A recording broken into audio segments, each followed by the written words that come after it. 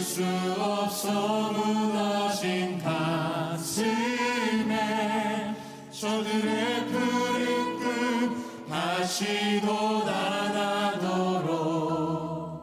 우리 함께 따르려 소망의 길을 만든다. 2월 12일 주일 예배 하나님께 올려드립니다.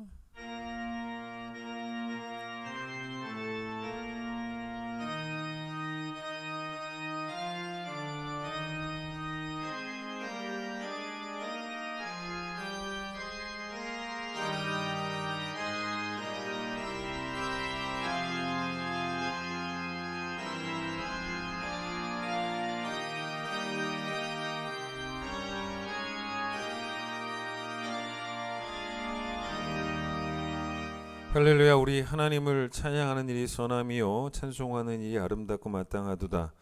오라 우리가 여호와께 노래하며 우리의 구원의 반석을 향하여 즐거이 외치자. 해 돋는 데에서부터 해 지는 데까지 여호와 이름이 찬양을 받으시리로다. 아멘.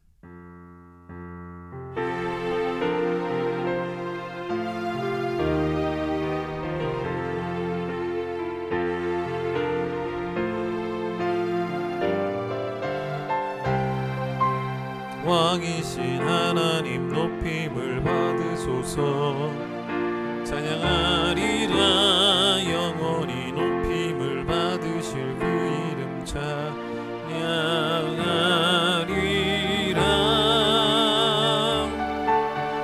그리스도 진리로 다스리네. 기뻐하라 온 땅이여 찬양하라. 거룩하신 그 이름 높이리라. 거룩하신 그 이름 높이리라. 시간 우리의 죄를 고백합니다.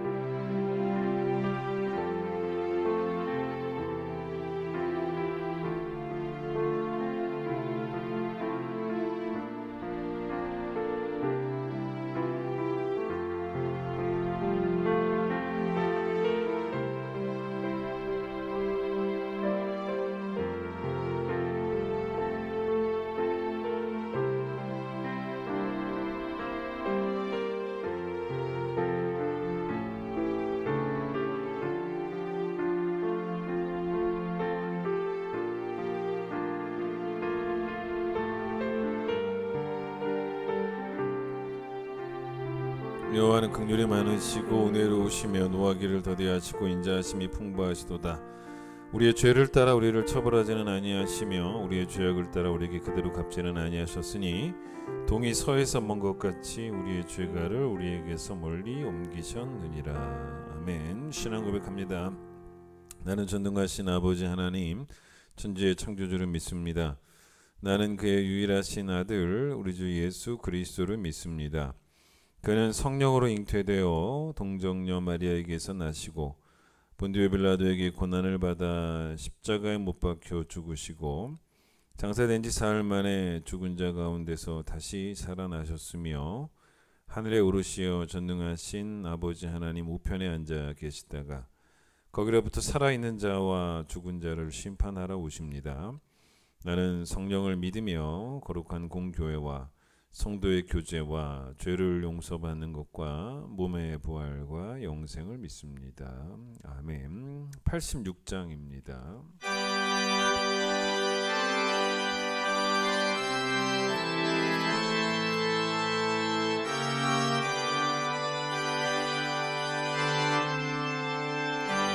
내가 이르지 않은 예수 나의 상처 입은 심령을 불쌍하게 여기사 위로하여 주시니 미쁘신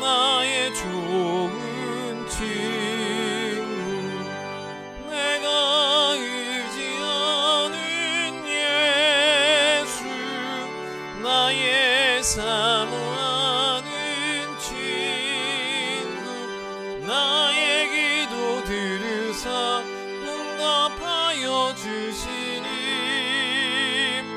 미쁘신 나의 좋은 친구 주의 손 의지하고 살 때 나를 해할 자가 없도다.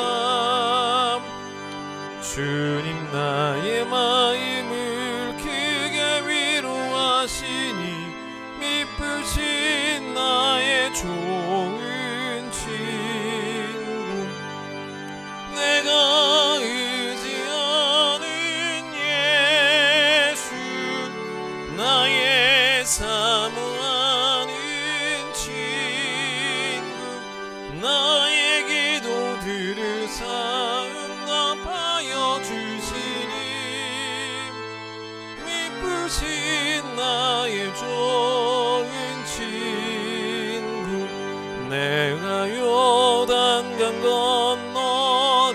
건너가며 마음이 두려웠었을 때도 주가 인도하시니 어찌 두려워하랴 미쁘신 나의 좋은 친구 내가 의지하는 예수 나의 사모하는 친구 나의 기도 들으사 응답하여 주시니 미쁘신 나의 좋은 친구 이웃 천국에 올라가서 모든 성도들과 다 함께 우리들을 구하신 주를 찬양하리라 미쁘신 나의 좋은 친구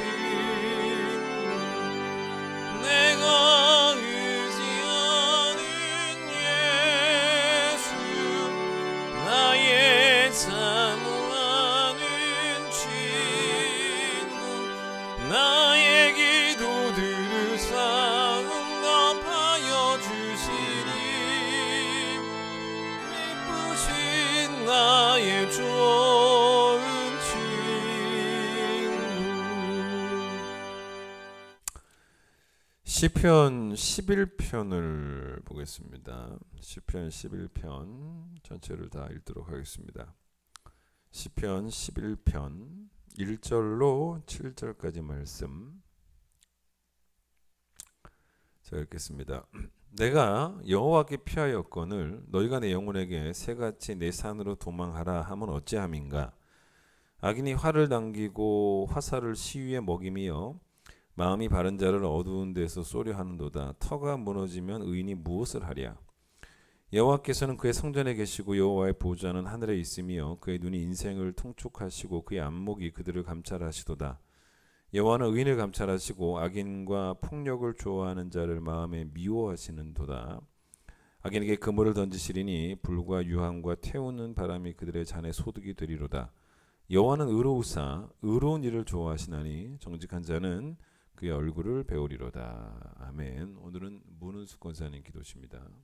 영광과 존귀와 찬양을 받으시기에 합당하신 주님, 부족한 저희들을 사랑하여 주시고 저희들의 삶을 안전하게 지켜주시며 주님의 자녀로 택하여 주신 은혜를 이 시간 감사드립니다.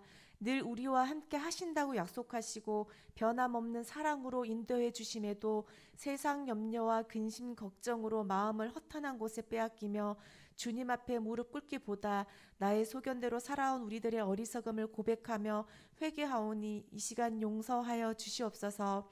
사랑의 주님, 연약한 저희들 날마다 성결한 삶 살아가기 위해 마음속에 있는 죄성을 십자가 앞에 모두 내려놓고 매일매일 은혜 없으면 살아갈 수 없고 나의 작음을 알고 하나님의 크심을 아는 믿음으로 살아가는 겸손한 자 되게 하여 주시옵소서.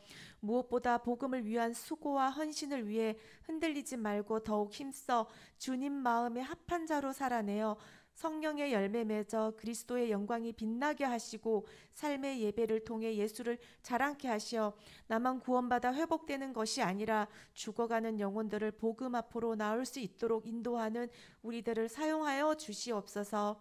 세상은 빠르게 변화하고 세대 간의 갈등, 빈부의 격차가 점점 심해지고 있는 가운데 우리 성도들이 말씀으로 깨어있는 자 되게 하시어 구제와 선교의 손길을 통해 이웃의 고통에 깊이 동참하는 우리들 되게 하여 주시옵소서. 나아가 소외되고 고통받는 자들에게 찾아가 손잡아주며 황무지 같은 그곳에서도 주님이 원하시는 참사랑이 나타나게 하시옵소서. 사랑의 주님, 전쟁과 기근, 재난의 참혹한 현실 앞에 있는 세계 곳곳에 평화가 오길 기도합니다. 뜻하지 않는 지진으로 환란 가운데 있는 튀르기예 땅과 전쟁의 참혹한 우크라이나 러시아 땅에 주님의 긍휼하심이 함께하며 구조와 회복을 위해 사랑의 손길들이 끊어지지 않게 하시오며 주님께서 창조하신 아름다운 곳에 더 이상의 아픔과 환란으로 고통받는 자가 없도록 전쟁이 멈추며 재난이 더 이상 일어나지 않도록 주님 함께하여 주시옵소서. 특별히 북한 땅을 불쌍히 여기시고 자유와 평화를 갈망하는 이들의 기도와 소원이 복음의 평화, 통일로 이어지게 하여 주시고 이 나라의 위정자들이 하나님을 경외하고 올바른 판단을 통해 백성을 돌볼 수 있도록 지혜를 주시옵소서. 사랑의 주님, 베드로에게 내 어린 양을 먹이라고 말씀해 주신 주님의 양떼들을 맡아 가르치는 목회자 전도사님과 교사들 그리고 구역장들에게 믿음 충만케 하시고 무엇보다 사람을 진심으로 사랑하는 은사를 주셔서 주님의 양을 먹이는 심정으로 아이들과 구역원들을 아낄 수 있게 해주시고 도움의 손길을 내미는 자에게는 기꺼이 손 내미는 인색하지 않는 자 되게 하여 주시옵소서.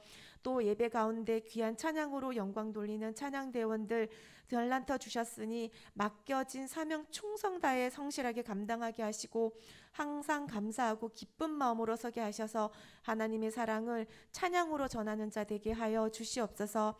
이 시간 말씀을 듣습니다. 듣는 말씀이 우리에게 완전한 교사가 되어 주의 의로운 판단을 배워 그것이 우리들의 감사의 이유가 되어 형통할 때나 고난 가운데 있을 때나 주와 함께 걸어감으로 주의 살아 역사하심을 경험케 하는 시간 되게 하여 주시옵소서. 말씀을 증거하시는 목사님 성령의 능력으로 함께하여 주셔서 이 시간 하나님의 말씀을 담대히 선포하게 하시고 한 사람이라도 두 마음 품지 않게 하시어 온 성도들이 큰 은혜 받는 시간 되게 하여 주시오며 우리를 피 흘리기까지 사랑해 주신 예수님의 이름으로 기도드립니다. 아멘.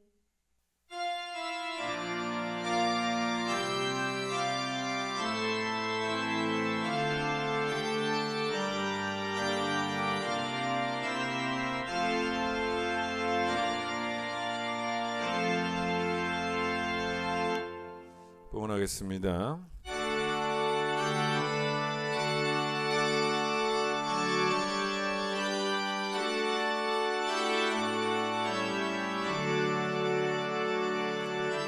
내게 있는 모든 것을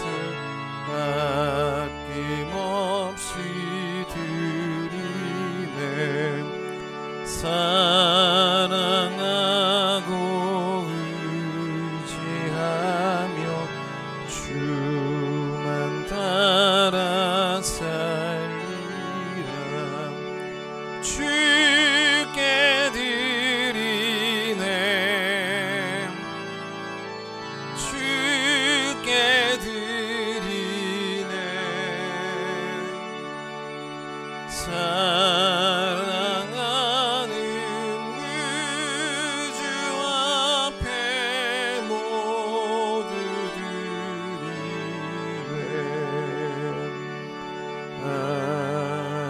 아멘. 거룩한 주의 날 이 주 앞에 나와 예배하게 하심을 감사합니다. 또 코로나가 많이 잠잠케 된 것도 주의 은혜임을 또한 고백합니다.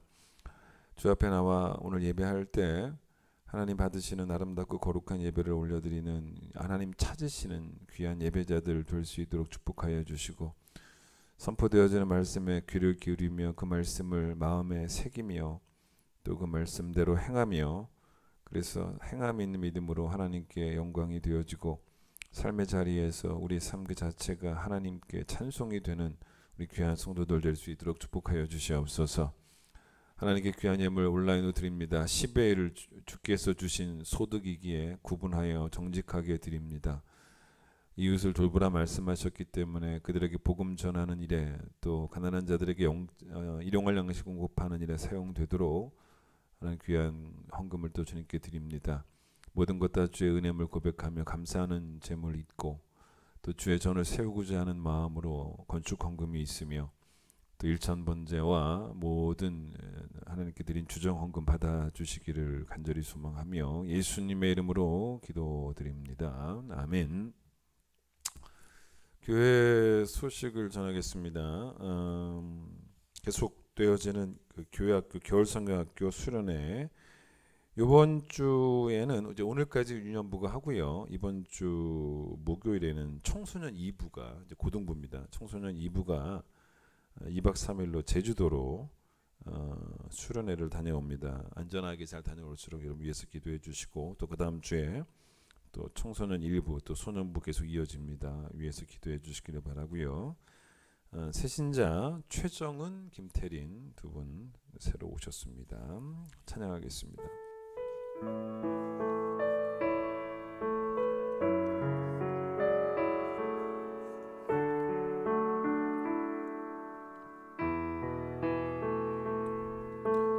우리 오늘 눈물로 하늘의 씨앗을 심는다.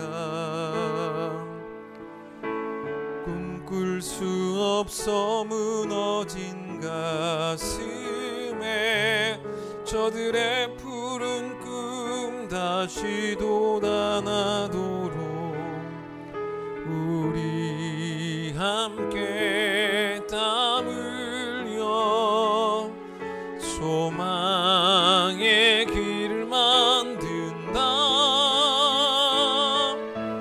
내일로 가는 길을 찾지 못했던 저들 노래하며 달려갈 그 길,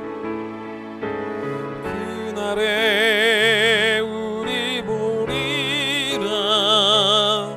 새벽 이슬 같은 저들 일어나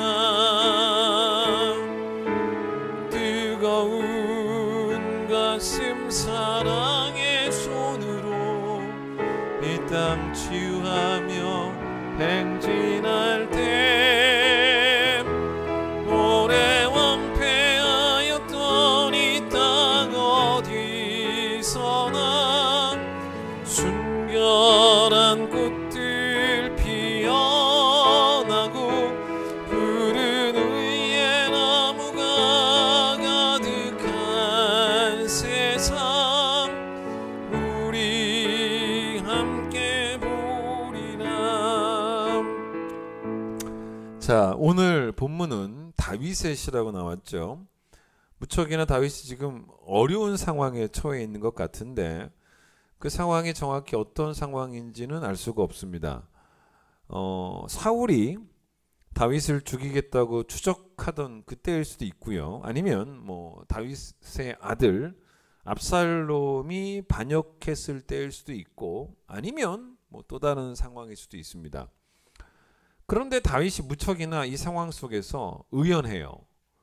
요동하지 않고 여전히 다윗은 씩씩합니다.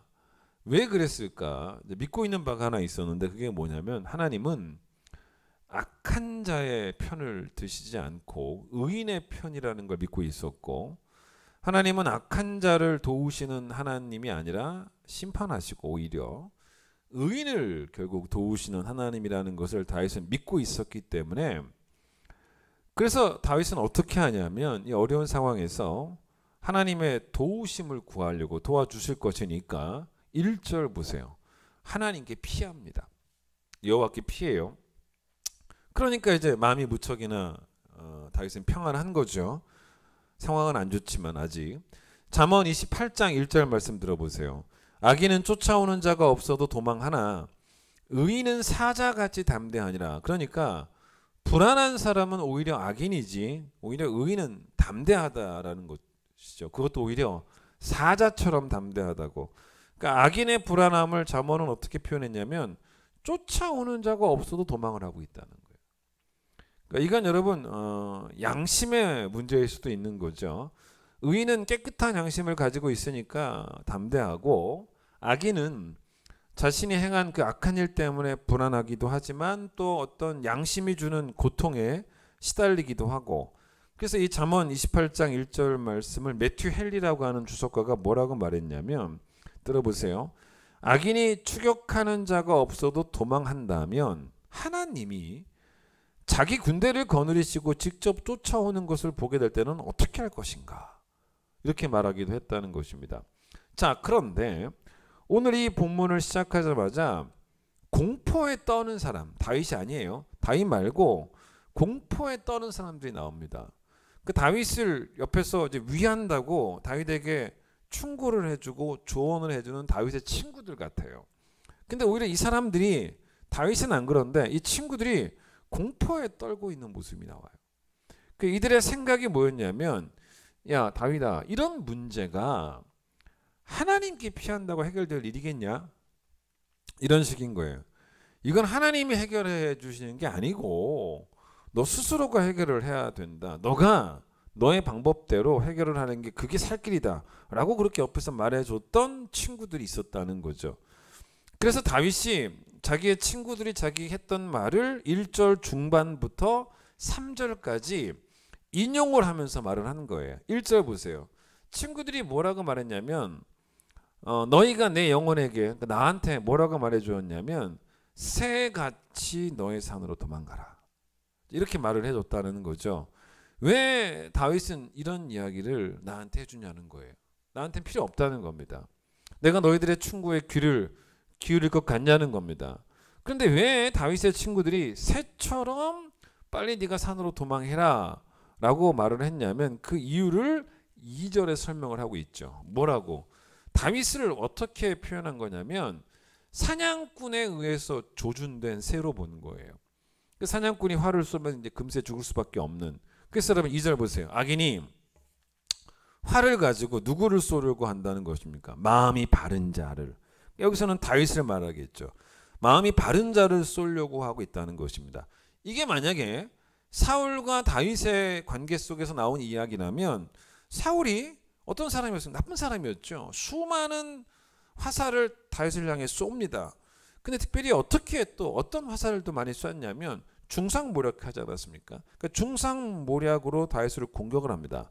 마치 다윗을 사울 왕에 대한 반역자인 것처럼 왕자리를 뭐 탐내는 그런 사람인 것처럼 중상모략도 서슴지 않습니다. 그러니 다윗은 그런 수많은 음모의 화살도 날라왔지 않습니까? 그 자기는 그런 음모의 화살 속에서도 2절에서 자기는 마음이 바른 자라고 선포하고 있는 거죠. 그런데 친구들은 뭐라고 말하냐면 네가 마음이 바르든 말든 간에 그렇게 너를 향한 화살이 막 날라오고 있으니 너는 빨리 너의 산으로 도망을 쳐라. 그 조언을 한 거예요. 뭔 말입니까? 현실적인 방안을 찾아라. 다른 대안을 찾아라. 왜 하나님만 붙잡고 있냐? 다른 대안을 찾아라. 하나님이 아닌 다른 피난처를 빨리 찾아라. 살아야 되지 않겠냐? 하나님의 도우심은 상당히 비현실적이다. 뭐 그렇게 말을 한 거예요. 그런데 다윗은 왜냐하면 또 하나님은 보이지도 않으시니까. 근데 다윗은 1절에서 여호와가 피난처다라고 선포했지 않습니까? 자기는 이미 그걸로 피했어요. 근데 친구들은 이 1절 중반부터 2절 3절까지 말씀을 보면요. 여호와라는 단어를 입에 담지도 않습니다. 그냥 아주 현실적이고 인간적인 그런 충고를 준 거죠. 근데 사실 다윗에게는요. 하나님이 가장 현실적이에요. 하나님보다 더 확실한 방법이 없기 때문에 이건 자기는 보이지 않지만 그 하나님이 이 문제를 해결하셔야지만 해결된다라고 자기 손으로 해결할 일이 아니다를 알았기 때문에 다윗은 그 다윗의 친구들의 충고를 절대로 귀담아 듣지 않았다는 것입니다. 자, 그리고 다윗의 친구들이 말하는 너의 산으로 도망가라. 너의 산. 여러 가지가 있을 수 있죠. 그러니까 하나님한테만 도와달라고 하지 말고 그 너의 산이 뭐겠습니까? 다양하겠죠. 뭐 사람한테 가서 좀 도움을 청해라. 뭐 그런 말도 될 수 있을 것이고. 그런데 이들이 말하는 다윗의 산, 너의 산으로 도망가라. 그렇게 해결해라. 저는 여기에는 뭐까지 포함될 수 있다고 보냐면 네가 복수해라. 네가 사울 죽여라. 악에는 악으로 그냥 복수해 버려라. 이런 의미까지 포함된 거죠. 그러니까 다윗의 친구들은 뭐라고 말하냐면 야 하나님이 도우실 거 언제 올지 언제 알고 기다리겠냐. 지금 급한데 당장 피할 수 있는 피난처 찾아야지 언제까지 하나님만 기다리고 있겠냐. 이러고 있으면 안 된다. 그렇게 말을 했다고 보시면 돼요. 예를 들어 다윗이 사울에게 막 쫓길 때 사울이 다윗이 굴에 있는 줄도 모르고 들어왔지 않습니까? 그러니까 얼마든지 다윗은 죽이려면 죽일 수 있는 그런 기회가 있었던 거죠. 그런데 다윗이 그때 어떤 마음이었냐면 내가 어찌 하나님 기름 부어 세우신 왕을 내 손으로 죽이겠는가? 안 죽인 것입니다. 자기가 죽이지 않아요. 그러니까 하나님한테 피했기 때문에 하나님이 해결하실 줄 믿는 거지.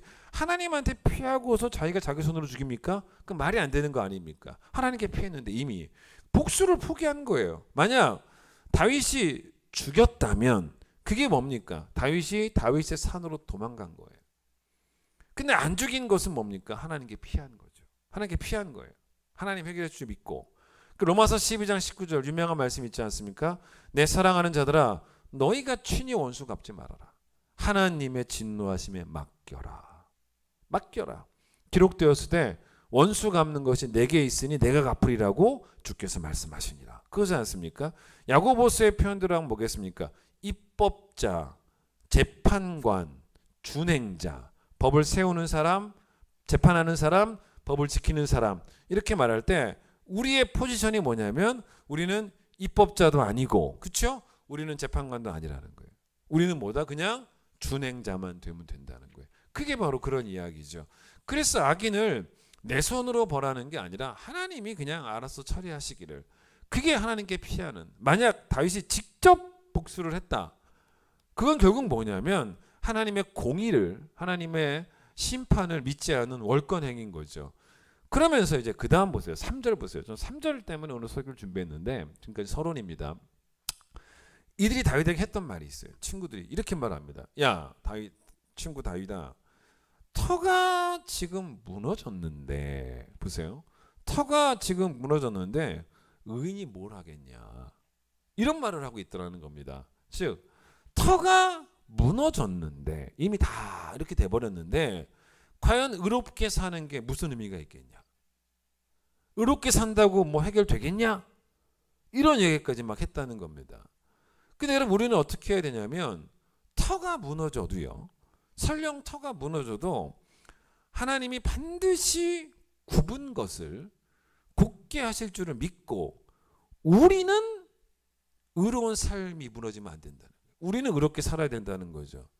그러니까 왜 지금 다윗의 친구들이 3절 같은 이야기를 했냐면 터가 무너지면 건물도 다 무너지지 않습니까? 며칠 전에 튀르키예 지진 나서 뭐 사망자가 뭐 2만 명에 육박한다고 얘기는 하는데 너무너무 안타까운 이야기죠. 여러분 지진 나면 어떻습니까? 터가 흔들리죠. 그러면 터 위에 세워진 것들이 함께 다 무너집니다. 다윗 보기에는 사울 시대가 다 무너졌어요. 뭐 아무것도 정의도 없고 다 무너진 시대입니다. 그러니까 사울이 다윗을 막 죽이려고 하는 상황을 보면 사울은 왕이고 권력자 아닙니까? 그러면 권력자라면 얼마든지 자기 권력과 자기 자리를 지키기 위해서 무모한 사람들을 다 죽여도 되고, 그런데 그런 일들이 벌어지고 있어도 그게 다 용인되고 누구 하나 그런 사울왕을 가로막지 못하고, 그게 뭡니까? 터가 무너진 거예요. 악인이 막 득세하지 않습니까?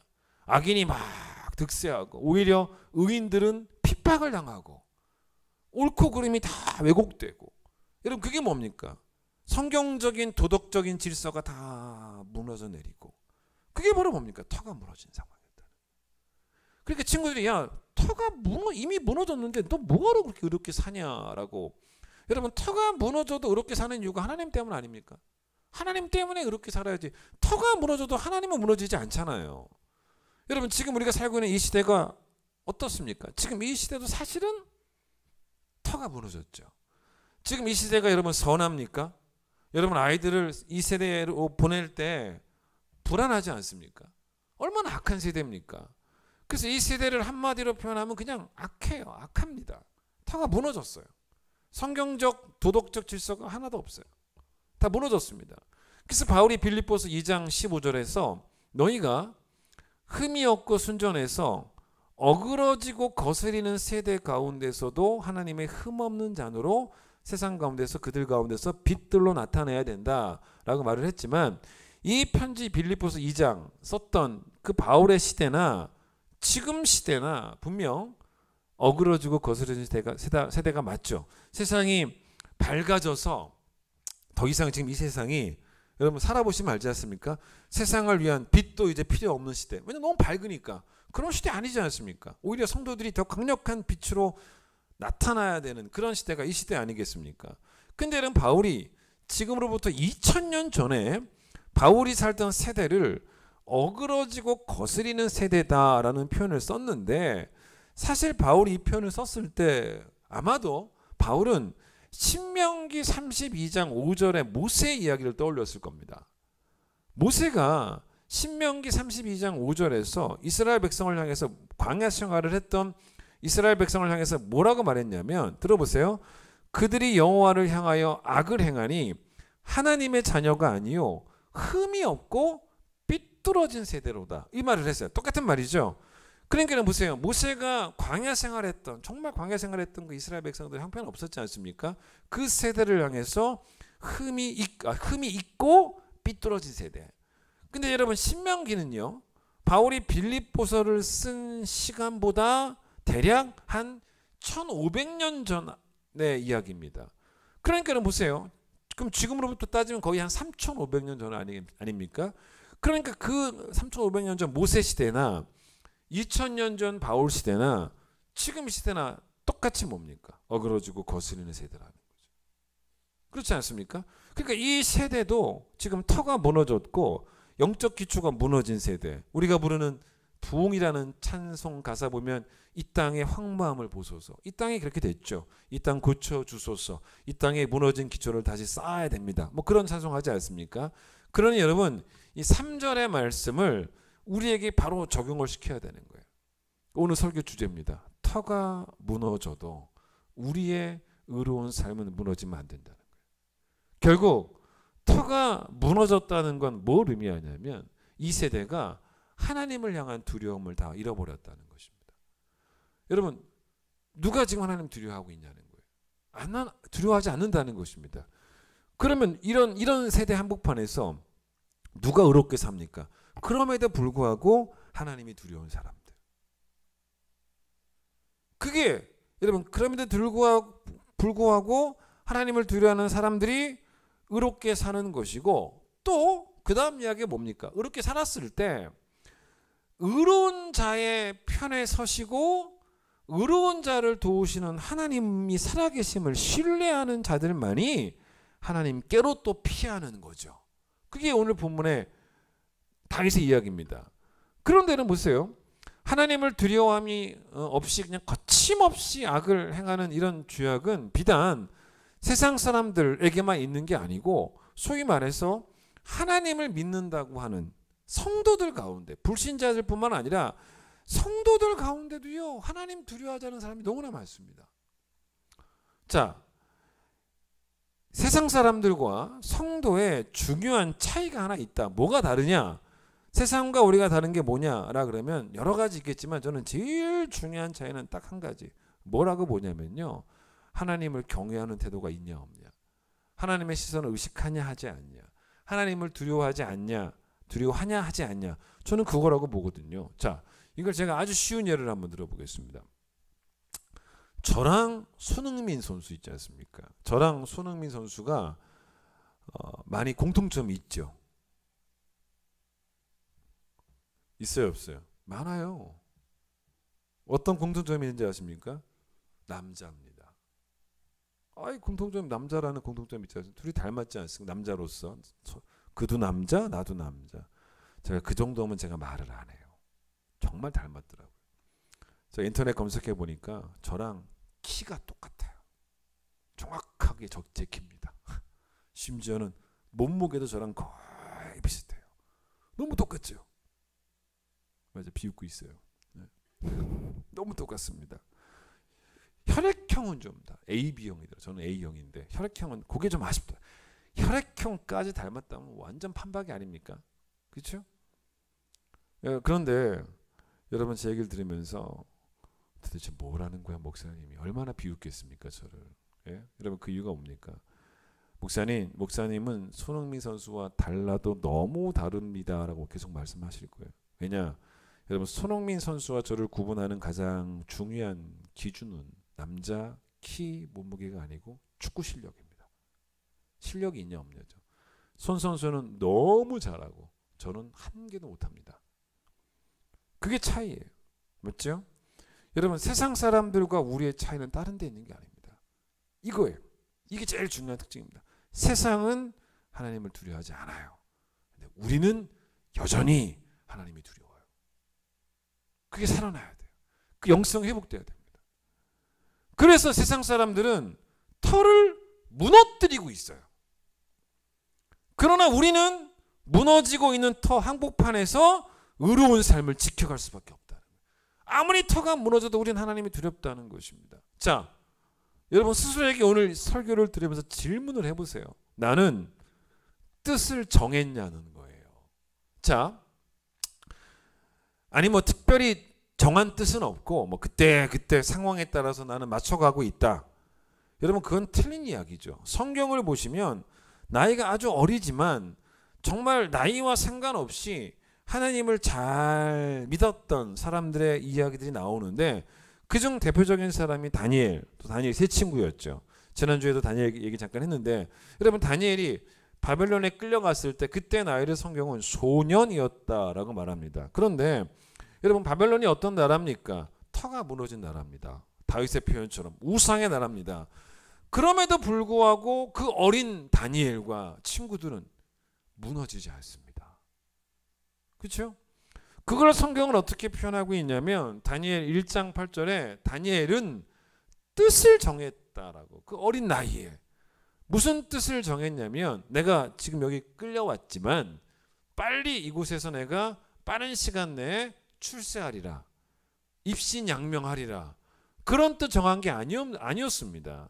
그게 아니라 우상의 나라에 끌려왔지만 정신 바짝 차리고 이들의 정신에 이들의 문화에 내가 절대로 물들지 않으리. 그걸 성경에는 뭐라고 표현했냐면 자기를 더럽히지 않기로 뜻을 정했다. 즉 다니엘의 사전에 없던 단어가 뭐였냐면 타협이라는 단어가 없었다는 거죠. 근데 이게 여러분 쉬웠겠습니까? 어려워요. 왜냐? 이게 보통 결단이 아닙니다. 소년이에요. 소년. 어떤 면에서 어른보다 훨씬 더 더 이게 어려운 게 소년이라는 것이 왜 그러냐면 소년은 어른보다 훨씬 더 무서운 게 많을 나이입니다. 그런데 여러분 다니엘이 얼마나 무서운 게 많아요. 소년인데 끌려왔는데. 그런데 거기 아무리 끌려와도 다니엘은 하나님보다 더 무서운 게 없더라는 겁니다. 그렇기 때문에 하나님보다 더 무서운 것이 없는 사람은요 지금 당장 뜻을 정해요. 자기를 더럽히지 않기로. 그 다니엘은 뜻을 딱 정하고 난 다음에 소년 시절에 뜻을 정하고 거기서 끝난 게 아니라 다니엘서를 계속 읽어보세요. 계속 변질이 안 돼요. 어릴 때 정한 뜻이 계속 어른 되어도 심지어는 다니엘서를 읽어보시면 바벨론의 고위 관직자가 된 상황에서도 뜻은 바뀌지 않습니다. 여러분 다윗도 뜻을 정했다라는 것을 어떻게 표현을 하냐면 시편 57편 7절에 이런 말을 합니다. 내 마음이 그렇죠? 내 뜻을 정했다는 똑같은 말입니다. 내 마음이 하나님을 향하여 확정됐다라는 표현을 씁니다. 그런데 여러분 이 시편 57편이야말로 정확한 표제가 있어요. 뭐라고 나오냐면 표제에 뭐라고 나오냐면 다윗이 사울을 피해서 굴에 있었던 때였다. 터전이 무너졌다는 거죠. 맞잖아요. 오늘 이 다윗의 표현처럼. 그런데 터전이 무너졌어도 자기가 뜻을 정한 대로 살겠다는 결단이 있었다는 거죠. 그게 57편 7절 내 마음이 하나님을 향해서 확정됐다라고 말을 해요. 그런데 그리고 나서 바로 뒤에 8절에 뭐라고 말하냐면 내 영광아 깰지어다 이렇게 말을 해요. 자 여러분 보세요. 내 영광아 깰지어다가 무척 어렵습니다. 자 다윗이 하나님, 내 마음이 하나님께로 확정되었습니다. 하나님을 향하여 뜻을 정했습니다. 그리고 나서 바로 그 뒤에 자기 자신에게 뭐라고 선포하냐면 내 영광아 깰지어다. 이렇게 말을 한다는 것입니다. 해석을 잘 하셔야 돼요. 이 영광이라는 단어가 문제입니다. 해석을 잘 하셔야 돼요. 지금 만약에 여러분 보세요. 사울이, 우리가 영광이라는 단어로 하면 느낌이 있으니까 사울이 다윗을 막 중상모략하고 그래서 다윗이 피해서 굴에 숨어 있고 그렇기 때문에 얼마나 지금 다윗의 명예가 짓밟혔습니까? 그런 상황이에요. 그 자기 신세가 지금 굴에 갇혀 있습니다. 그 자기 신세가 처량해요. 처량한 사람이 할 수 있는 말이 뭡니까? 내 영광아 깰지어다. 여러분 그게 뭡니까? 자기의 명예를 회복하겠다 라는 결단일 수 있죠. 그런데 여러분 이게 해석을 잘 하셔야 돼요. 내가 내 명예를 회복하겠다 이런 어떤 자기 결단이라면 이거는 위험해요. 왜냐? 내가 내 영광아 깰지어다 이 말이 내가 내 명예를 회복시키겠다 이 말은 왜 위험한 말이냐면 그렇게 해석이 된다면 무슨 말입니까? 이거는 내가 내 산으로 피하겠다는 거예요. 내 산으로 피하겠다는 것입니다. 그런데 그렇게 해석을 하면 안 되는 거죠. 왜냐하면 다윗은 그때도 하나님께 항상 피해요. 자기 영광은 자기가 이 굽어진 영광을 자기가 곱게 하는 게 아니라 자기 명예는 아무리 굽어져 있어도 하나님이 곱게 하실 것을 믿었기 때문에 다윗은 그런 부분은 염려하지 않아요. 절대 염려하지 않습니다. 평안해요. 하나님께 이미 피해 있습니다. 여러분 하나님께 이미 피해 있는 사람이 하나님보다 더 안전한 곳이 어디 있습니까? 그러면서 자기 자신에게 내 스스로가 영광을 회복하자 그렇게 말할 이유가 없지 않습니까? 그래서 이 영광이라는 단어가 영광이라는 단어로 번역되는 경우도 있지만 이 원어가 카보드인데 이 단어가 뭐로 성경에서 번역되는 경우도 많이 있냐면 영혼이에요. 영혼. 내 영혼아 깰지어다 이 말이에요. 내 영광아 깰지어다가 아니라 내 영혼아 내 마음아 깰지어다. 뭘 말하고 있습니까? 하나님 시편 57편 7절 내 마음이 하나님께 확정이 되었습니다. 그렇죠? 근데 그럼에도 불구하고 그 확정된 마음을 잃지 않으려면 내 영혼이 하나님을 향해 묻어있지 않고 하나님의 존재에 대해서 묻어있지 않고 하나님의 살아계심에 대해서 묻어있지 않고 하나님을 향해 늘 둔감해지지 않기를 원했기 때문에 자기 영혼을 계속 흔들어 깨우고 싶었던. 왜냐? 터는 무너질 수 있지만 세상이 약하니까 터가 무너져도 성도의 삶은 무너지면 안 되니까 그래서 흔들어 깨웠다는 거예요. 여러분 우리는 그때마다 달라지면 안 돼요. 우리는 누구를 만나든 어떤 상황을 만나든 정한 뜻이 있다면 똑같이 사는 거예요. 그때마다 어떻게 달라집니까? 여러분 오늘 이 말씀을 듣고 여러분 자신에게 나는 과연 다윗 같는가? 일단 나는 다니엘 같은가? 나는 뜻을 정했는가를 물어보세요. 뜻을 정하지도 않고 그냥 그때 맞춰 살려고 하고 있습니까?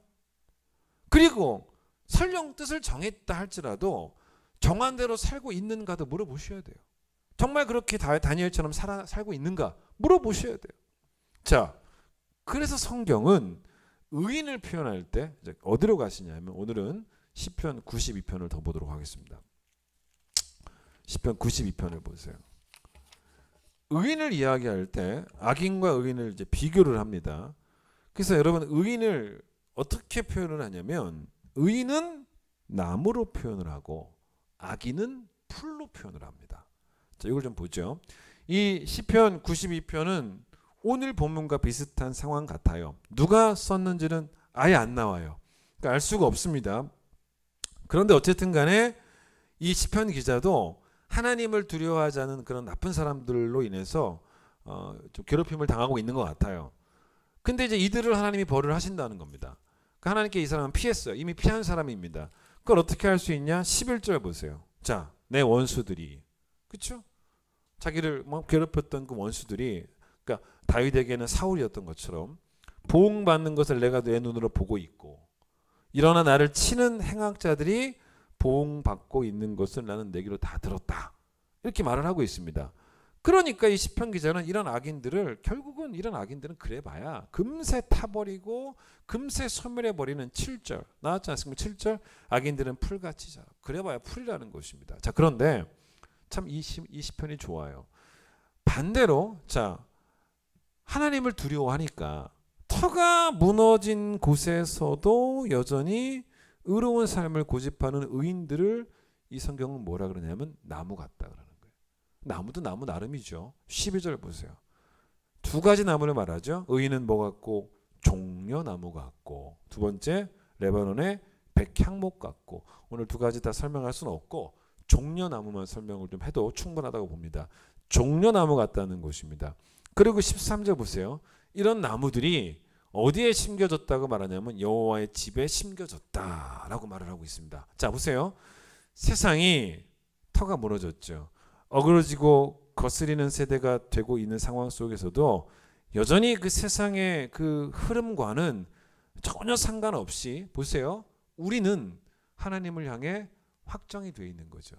우리는 하나님을 향해 뜻을 정했죠. 여러분 이렇게 터가 무너져도 하나님을 향해 뜻을 이미 정한 사람들을 이 성경은 뭐라 그러냐면 하나님에게 뿌리를 내린 나무 같다는 거예요. 하나님의 집에 심겨진 나무 같은 하나님을 향해 뿌리 내린 그런 나무 같은 존재들이라고 멋지게 말을 하는 거예요. 여러분 그런데 종려나무가 뭐냐는 겁니다.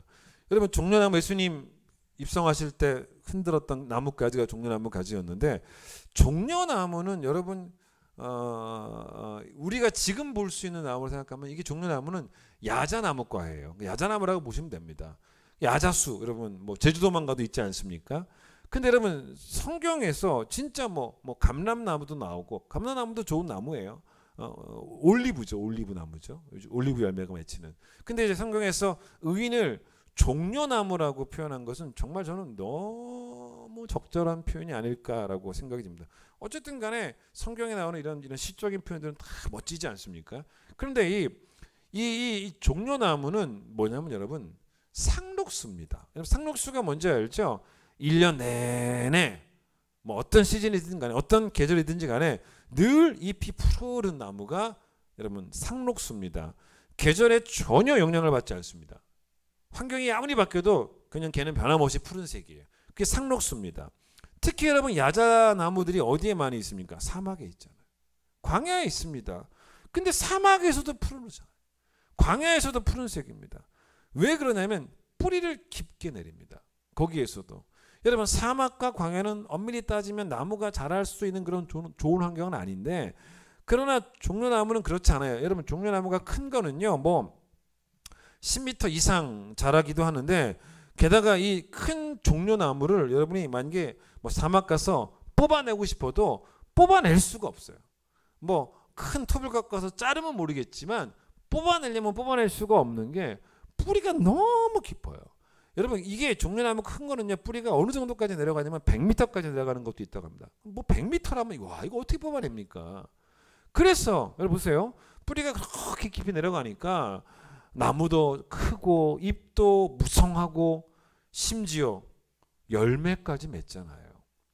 여러분 그런데 이 종려나무 한 그루가 연간 그 맺는 열매가 진짜 많은 거는요. 거의 뭐 한 1년에 200kg까지 열매를 맺는 그런 나무들도 있다고 하더라고요. 그런데 여러분 이 종려나무가 너무 표현이 적절해요. 종려나무가 열매를 가장 많이 거두는 시기는 심겨진 이후로 한 50년 지나서 한 100년까지 자라는 나무인데 50년 넘어서부터는 점점 열매가 많아져. 왜냐하면 당연히 시간이 지나면 지나갈수록 뿌리도 깊어지고 뭐 줄기도 굵어지고 나무도 커지고 당연히 열매가 많이 맺힐 수밖에 없겠죠. 그래서 여러분 14절 보세요. 이 종려나무는 늙어도 여전히 결실한다는 거예요. 늙어도. 그렇죠? 여러분 오히려 세월만큼 결실이 풍성한 게 종려나무라는 것입니다. 여러분 그러면 결론이 뭡니까? 성도가 이래야 된다는 거죠. 무슨 말이냐? 아무리 여러분 상황이 좋지 않아도 심지어는 오늘 시편의 상황들처럼 원수들이 죽이겠다고 달려들어도 여러분 피할 때는 확실하게 하나님께 피하고 그 얘기예요. 그렇죠? 그 다음에 어떤 상황에서도 하나님께 뜻을 정한 깊이 뿌리를 내린 나무가 돼서 쭉쭉 뻗는 종려나무처럼 그 고듬을 계속 꾸준하게 유지하고 푸르름도 유지하고 고듬도 유지하고 그래서 점점 더 풍성해져서 여러분 원래 나무라는 것은 어떻습니까? 여러분 나무는요 스스로를 위해 존재하는 나무는 하나도 없습니다. 결국 나무는 누군가의 유익을 위해 존재합니다. 나무가 종려나무라고 해도 그 나무도 그 열매도 누군가에게 유익이 되는 그런 뭐 열매를 제공하기도 하고 그늘을 제공하기도 하고 목재로 쓰이기도 하고 다 그렇지 않습니까? 어떤 사람들이 이 종려나무의 효용을 한번 연구해 보니까 그 효용이 무려 360가지나 된다라는 그런 연구를 발표한 적도 있습니다. 여러분 우리의 인생을 너무 좋아요. 이 표현이.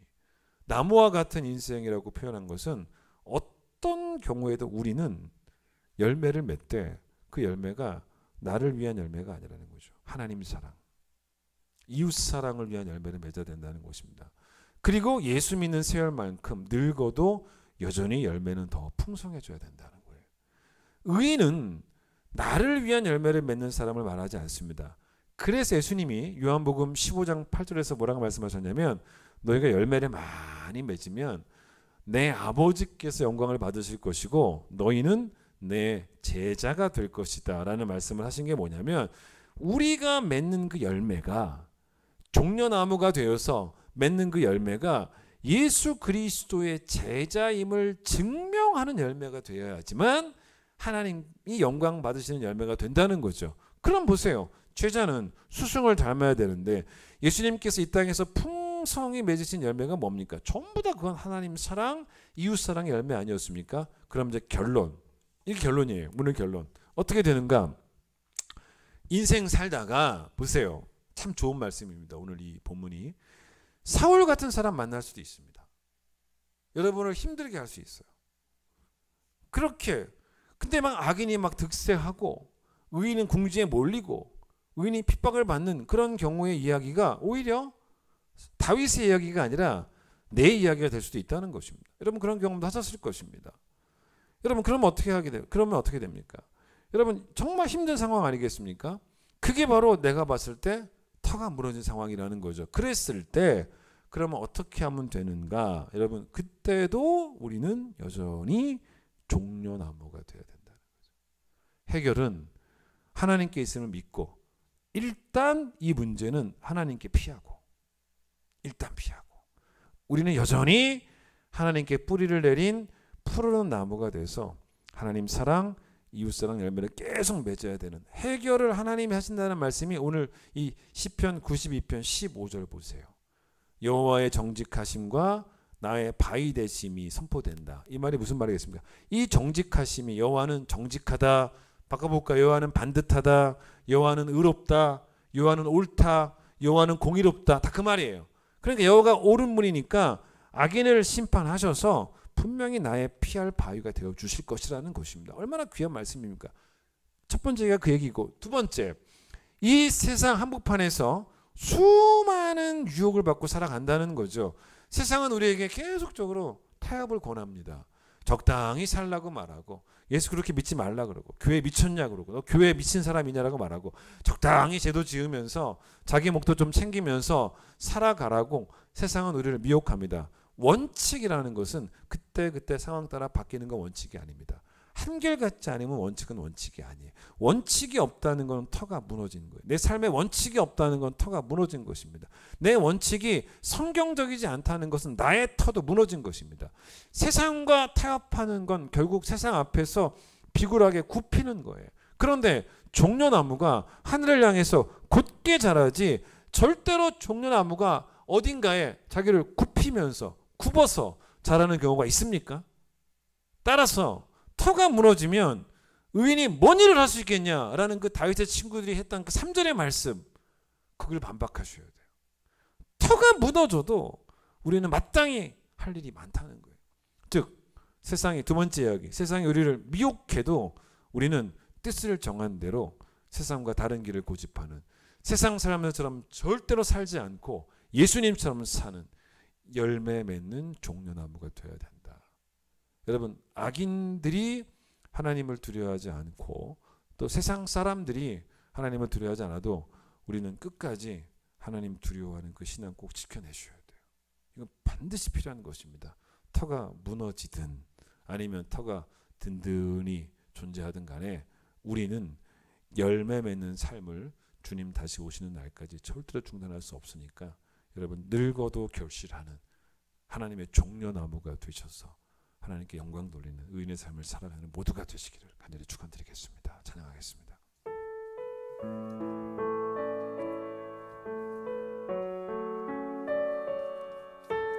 하나님 이 땅 가운데 모든 성도들이 푸른 의의 나무가 되기를 원합니다. 우리 오늘 눈물로 하늘의 씨앗을 심는다. 꿈꿀 수 없어 무너진 가슴에 저들의 푸른 꿈 다시 돋아나도록 우리 함께 땀 흘려 소망의 길을 만든다. 내일로 가는 길을 찾지 못했던 저들 노래하며 달려갈 그 길, 그날에 우리 보리라. 새벽 이슬 같은 저들 일어나 뜨거운 가슴 사랑의 손으로 이 땅 치유하며 행진할 때 오래 왕패하였던 이 땅 어디서나 순결한 꽃들 피어나고 푸른 의의 나무가 가득한 세상 우리 함께 보리라. 그날에 우리 보리라. 그날에 우리 보리라. 새벽 이슬 같은 저들 일어나 뜨거운 가슴 사랑의 손으로 이 땅 치유하며 행진할 때 오래 왕패하였던 이 땅 어디서나 순결한 꽃들 피어나고 푸른 의의 나무가 가득한 세상 우리 함께 보리라. 하나님, 교회가 이 땅의 희망이고 우리 성도들이 이 땅의 희망이 되어야 될 것입니다. 세상이 터가 다 무너지고 어그러지고 거스리는 패역한 세대 한복판에 우리가 살고 있음을 또한 기억하며 세상 가운데 이제 더 이상 빛이 없을 정도로 세상이 밝아진 게 아니기 때문에 하나님 우리를 세상의 빛으로 예수를 품은 자로서 그곳으로 보내심을 우리는 또한 믿고 있습니다. 하나님 오늘 주신 말씀을 잘 기억하며 터가 무너져도 우리는 무너지지 않게 하여 주시옵소서. 터가 무너져도 우리는 하나님께 깊이 뿌리내리게 하여 주시옵소서.